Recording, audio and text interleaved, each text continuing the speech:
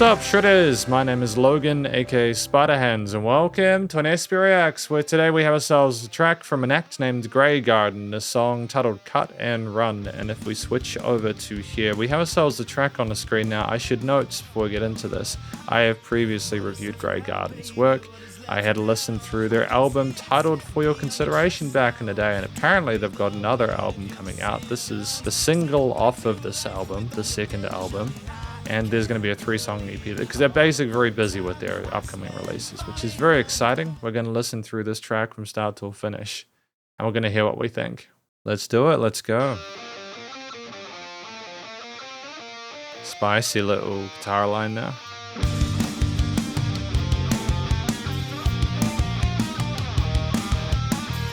What is left now, baby? What is left now? I can see it's heavy on your chest now.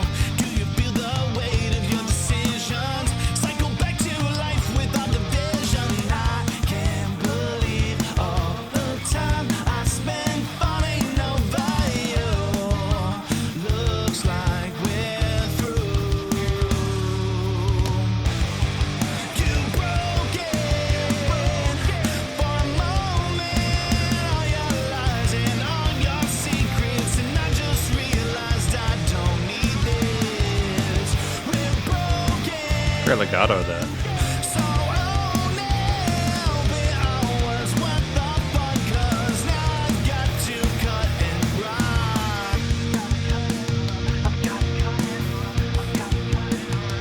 Automation and panning. Take a breath now, baby, take a breath now. I can see your heart beat through your chest now. What is done in the dark will soon be vivid. Illuminate my life with twisted visions. I can't believe all the time I spent trying to fix what's flawed. Newton's third law. You broke it.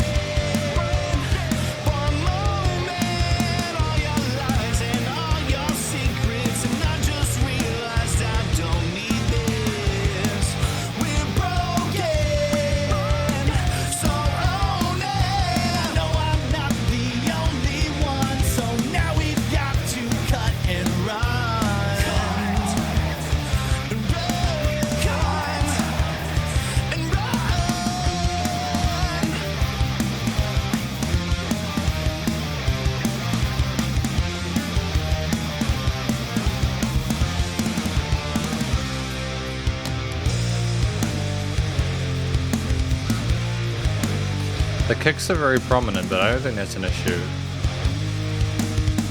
You can hear the guitars on the side.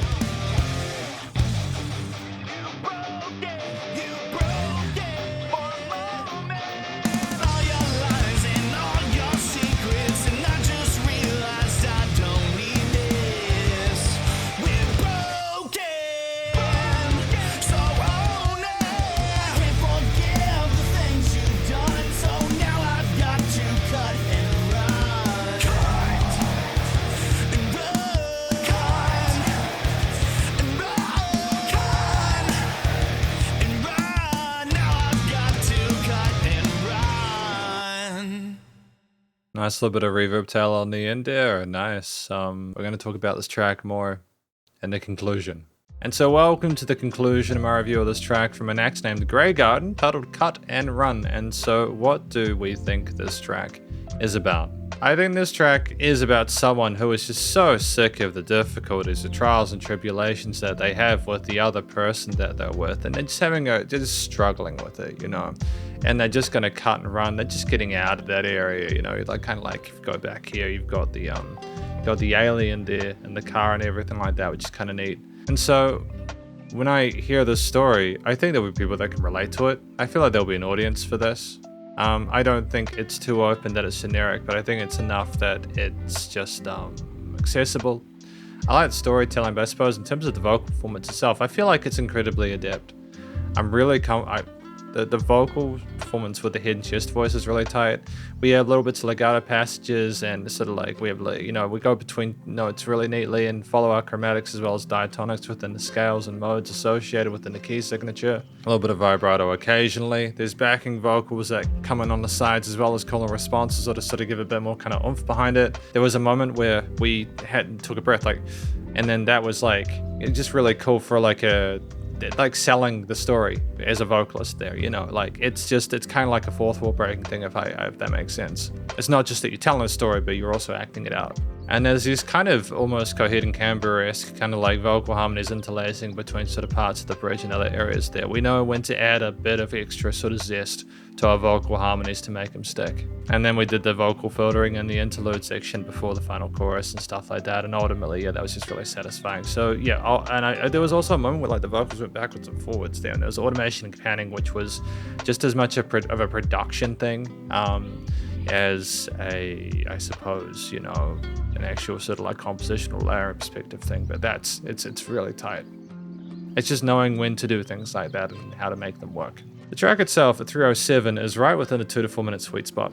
And it's effective because of the variety within the individual sort of like verse, sort of like bridge and sort of like interlude and chorus sections there. We have like a little kind of guitar leady intro bit there where we don't stay on that too long. We're pretty keen to get the story told. And there's also like little instrumental passages as well without extra context there, simply because they recognize that even in such a short form factor, they've been adept enough at telling the tale that they don't need to overdo it.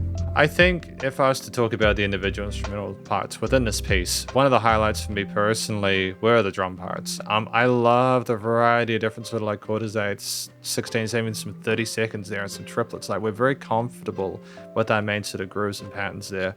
We explore the kit really neatly, but just the variety of different sort of like normals and half times as well is just awesome. Even within the chorus section, there's huge adjustments of the different sort of beats there to make it absolutely as like interesting as possible. There can be value in not overcomplicating drum patterns within a chorus section here, but if you've got the dexterity and the taste, I suppose, to be able to have that kind of technicality alongside what the guitars are doing and what the vocals are doing in that pattern, if you can keep that main sort of like pace consistent enough that it doesn't alienate the listener or distract them from the story that's being told, it's extremely effective. And it also helps that we can actually play the drums really well so that we can pull off all those interesting ideas. I think it was also the bass itself that I could hear in the low end was just nice and sort of full bodied there, and it didn't interact or sort of like, you know, overdo things with the guitar patterns. It had a sense of connection to what the drums are doing rhythmically and it worked with it that it needed to, and it didn't overstay its welcome either. Sometimes if you hold bass notes, they can just be a little bit too kind of like present, but here it was a little bit tighter with certain takes. Then we had like whoms and other sort of like ideas as well there. We didn't sleep on the bass for too long, but yeah, the bass was incredibly supportive of the other elements and mix, like the different drums parts. Like, I'm just hearing lots of different fills and sort of really quick snare patterns there, where we're ferocious with the toms and snares in this one, but very comfortable with the crashes and cymbals as well. We had several different melodic guitar ideas there with the distortion, a kind of crackly, crinkly distortion that gave it a real sense of sort of like spice to it. It's not just that there's a bit of harshness with the tone there, that when you consider the subject matter or situation there, it makes a lot of sense. It's also the fact that they didn't just sort of like play triads there, they played little like melodies based on the scales present within the chord progressions or the bass line, what that was supporting root note wise. They knew how to have power chords or like octaves or something like that when they needed to, for it to be less complicated when the vocals were there, but they also knew how to sort of branch out and sort of take that mantle a little bit and kind of provide more context. And we slowed down in some parts, just held those power chords, and there was just a lot of kind of like oomph behind that, especially when the sort of backing of the crowd chanting vocals came in. It was just nice. And so when you have that technicality with the guitar parts there, with those lead melodies, you don't need to necessarily have a specific set solo section, quote unquote, because you can get away with that is enough, that you have enough kind of like total lead layers of things to sort of pay attention to be interested throughout. And again, a variety of different sort of rhythms and grooves and sort of orients there just makes it really exciting. There's different sort of sections within the piece as well, with different sort of instances or amounts of vocal takes, and they just a lot of really cool ideas presented. And there's like risers at some point as well, such as in the 125 section, which is just an awesome way to sort of bring it into it and make it a bit more kind of spacey or intense. And there might be other bits I've missed, but those are my main sort of like experiences with it. And I think that it's a lot to appreciate. It's really promising for the upcoming album. Thematically, it's minor oriented there, working with that kind of rock and roll distortion there. A lot of intensity with the drums, which infers a sense of chaos within a situation or a need for movement. And I think that that makes a lot of sense, you know, with the main sort of like power chord or intense elements there, with the kind of occasionally exotic lead melodies there, just that constant tension or grit there with the subject matter it's appropriate. So then it just kind of leaves the studio production, recording, mixing and mastering there. And I feel like the vocals, the guitar, bass, drums and rises and everything else going on there are well balanced within both the frequency spectrum with no weird resonant frequencies or the stereo field. I hear this and I think, does this sound ready for release? And absolutely, the vocals are not overproduced. You can hear they're doing their sort of like raw takes, just a bit of polish and sort of compression EQ on those. The guitars, bass and drums, there's no sort of filtering issues. There's filtering on the vocals in that interlude section there to kind of make it seem a bit more sort of like intense, but that's kind of like a fundamental of the genre. It's effective there. There's dynamic range to this. Things aren't the same loudness the entire time, but it's much a composition as well as a production based thing there with layers and adjustments. And I think it's nice to know without pumping, so the bus compression and limiting is handled. It's just a really great reintroduction to Graygarden's work, so thank you for watching my review of this track from Graygarden, titled Cut and Run, and hopefully you enjoyed it. If you did, please do go show them some love via their various social medias and their YouTube page, and stay cool and stay safe, and please remember to support your local musicians and artists at this point in time, as they need the help more than ever with all the crazy stuff going on in the world. And I'll catch you in the next SP Reacts. Spiderhands out.